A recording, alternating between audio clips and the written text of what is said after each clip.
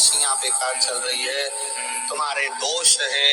कोई कह दे कि तुम्हारे ऊपर ये दोष है, छोटे जल से करो रोज प्रतिदिन सुबह शंकर जी के मंदिर। कोई कह दे तुम्हारे ऊपर वो दोष है, कोई कह दे तुम्हारे नक्षत्र बेकार चल रहे हैं, कोई कहे तुम्हारा एक्सीडेंट का योग है, कोई कहे तुम्हारा ये योग चल रहा है।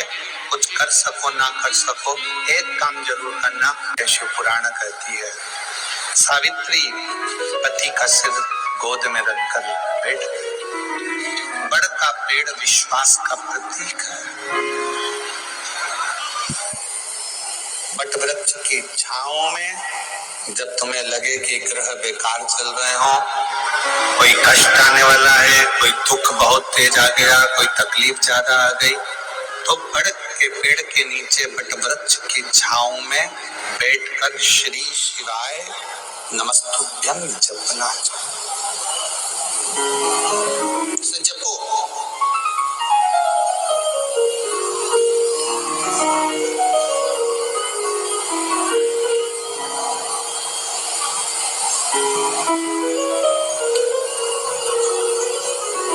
और वट वृक्ष की छांव में बैठकर जपा गया, भजन किया गया जी। अगर आप प्रतिदिन भगवान शंकर के मंदिर में जाकर एक लोटा जल चढ़ा रहे हो, श्री शिवाय नमस्तुभ्यम का जाप कर रहे हो, दरवाजे पर श्री शिवाय नमस्तुभ्यम लिखा हुआ है, वाहन पर, गाड़ी पर, ऑटो पर, कहीं पर भी श्री शिवाय नमस्तुभ्यम लिखा हुआ है, तो कहीं ना कहीं वो आपके काम जरूर आए। शिव तत्व अगर आपके पास में है तो अकाल मृत्यु टल जाए। अकाल मृत्यु हो मरे तो काम करे चंडाल का, काल उसका क्या बिगाड़े जो भक्त हो महा काल का। जो शिव की आराधना क्या सामने यम खड़ा। भाई मेरी बहन, एक बात का स्मरण करिए, प्रतिदिन शंकर का दर्शन करिए, प्रतिदिन शिव का स्पर्श करिए और प्रतिदिन श्री शिवाय नमस्तुभ्यम करिए, उसका फल मिलता है, जरूर मिलता है। की कथा कह रही है, शिव पुराण कहती है सावित्री पति का सिर गोद में रखकर बैठ गई। बड़ का पेड़ विश्वास का प्रतीक है। बट वृक्ष की छांव में जब तुम्हें लगे कि ग्रह बेकार चल रहे हो, कोई कष्ट आने वाला है, कोई दुख बहुत तेज आ गया, कोई तकलीफ ज्यादा आ गई, तो बड़ के पेड़ के नीचे बट वृक्ष की छांव में बैठकर श्री शिवाय नमस्तुभ्यं जपना से जपो।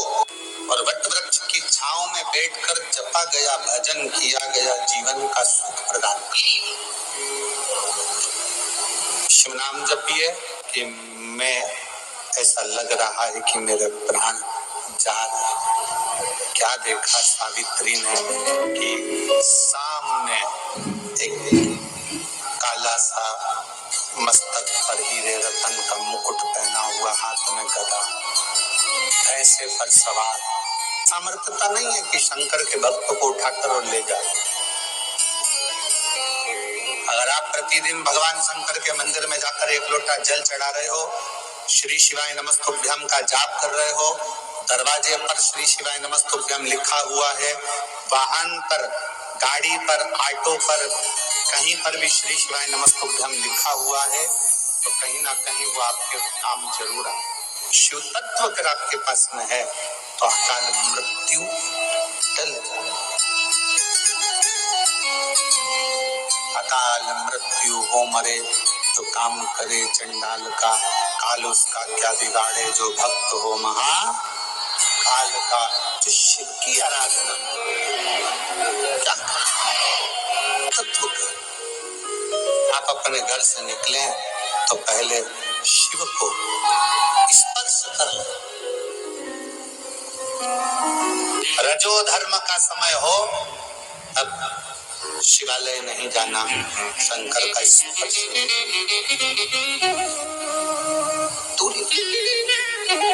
कथा सुनो, नाम जाप स्मरण करो, शिव को याद करो, राम को याद करो, कृष्ण को याद करो, उसका भजन करो, कीर्तन करो, मंत्र जाप करो, कथा स्मरण करो, ये सब चलेगा। पर रजो धर्म के समय पर भगवान शंकर का शिवलिंग का स्पर्श नहीं करो, देवता का स्पर्श। बड़ का पेड़ था, जिस वट वृक्ष के नीचे सावित्री अपने पति का सिर गोदी में रखी। किसका पेड़ है? जम के बोलो जरा, कौन सा वृक्ष? वट वृक्ष। बड़ का पेड़ किसका प्रतीक है? वट वृक्ष। विश्वास का प्रतीक है वट वृक्ष। फिर निवेदन है, अगर कोई तुमसे कह दे कि तुम्हारा ग्रह बेकार चल रहा है, तुम्हारी राशियां बेकार चल रही है, तुम्हारे दोष है, कोई कह दे कि तुम्हारे ऊपर ये दोष है, कोई कह दे तुम्हारे ऊपर वो दोष है, कोई कह दे तुम्हारे नक्षत्र बेकार चल रहे हैं, कोई कहे तुम्हारा एक्सीडेंट का योग है, कोई कहे तुम्हारा ये योग चल रहा है, कुछ कर सको ना कर सको, एक काम जरूर करना, किसी बड़ के पेड़ के नीचे, वट वृक्ष के नीचे थोड़ी देर बैठकर रोज प्रतिदिन श्री शिवाय नमस्तुभ्यं का जाप करना प्रारंभ करो, या पंचाक्षर मंत्र जपो नमः शिवाय, या षडाक्षर मंत्र जपो ओम नमः शिवाय, या महामृत्युंजय मंत्र जपो। और शंकर का नाम अगर वट वृक्ष की छांव में बैठकर किया जाता है तो अकाल मृत्यु भी टल जाती है, अकाल मृत्यु भी टलती है। भजन किया जाए, मंत्र जाप किया जाए, नाम जप किया जाए। भगवान शंकर को पाने का सबसे सुंदर अगर कोई तरीका है ना, तो बार बार कही है ये बात, तो आज फिर कह रहे हैं, मंदिर में अगरबत्ती लगाओ ना लगाओ, वो पर दिया लगाओ ना लगाओ, भोग लगाओ ना लगाओ,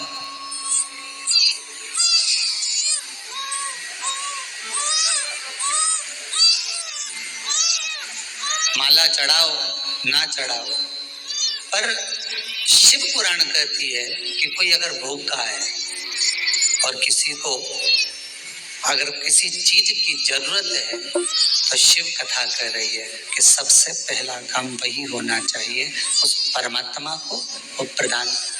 ये समझ कर दे दो कि हम भगवान को दे रहे हैं, हम शंभू को दे रहे हैं, हम त्रिकालदर्शी को दे रहे हैं, उसकी करुणा बिना नहीं। स्वधा गर्भस्थ नारी के गर्भ में बच्चा जब तक रहता है और बच्चे को जन्म देने के बाद नारी उस बच्चे जानी से अगर प्रॉब्लम में रहती है, कष्ट में रहती है, गांठ पड़ जाती है या तकलीफ में आ जाती है, तो स्वधा का नाम लेकर भी शिव जी पे जल चढ़ाकर उसका मात्र आचमन ही कर लेती है, तो नारी को ऑपरेशन की जरूरत नहीं पड़ती, गर्भाशय ठीक हो जाता है, गर्भाशय ठीक हो। सुधा नाम कोई साधारण सा नाम नहीं है, स्त्रियों के लिए, पुरुषों के लिए। पुरुष वर्ग में भी अगर हर्निया की भी प्रॉब्लम हो गई है और हर्निया हो गया, डॉक्टर बोल रहा है ऑपरेशन करना पड़ेगा, तो कुछ दिन स्वधा का नाम लेकर भगवान शंकर पर जल चढ़ाकर उस जल का आचमन करना प्रारंभ करिए और फिर जांच कराओ कि हर्निया में आराम लगना प्रारंभ हुआ कि नहीं हुआ। यहाँ तक शास्त्र वर्णन करता है कि आप स्वधा का नाम कोई साधारण नाम नहीं है, ये तो तर्पण शिव महापुराण की कथा में जो आपको मिल रहा है, ये वो औषधि मिल रही है कि जिंदगी बना दे, आपकी जिंदगी सवार है। स्वधा नाम एक बार सब प्रेम से फिर से बोलिए, हम सुनना चाहते हैं, तुम सही बोल रहे हो कि गलत बोल रहे हो। स्वधा आधा सा है, फिर वाह और फिर धा आगमन, सुधा। ये कोई दक्ष प्रजापति की बेटी स्वधा का विवाह पितरों के साथ कर दिया। पितरों का काम केवल एक है, शरीर का निर्माण करना।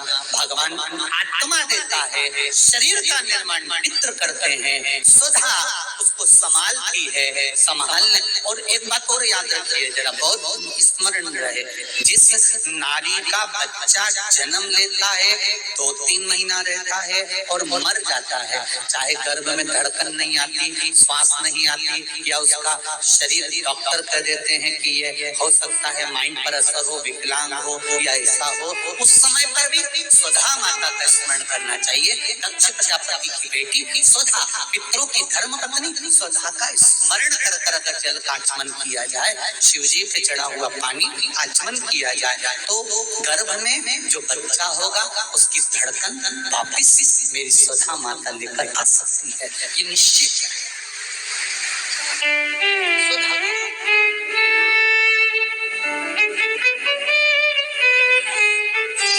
सुधा का विवाह कर दिया पितरों के साथ।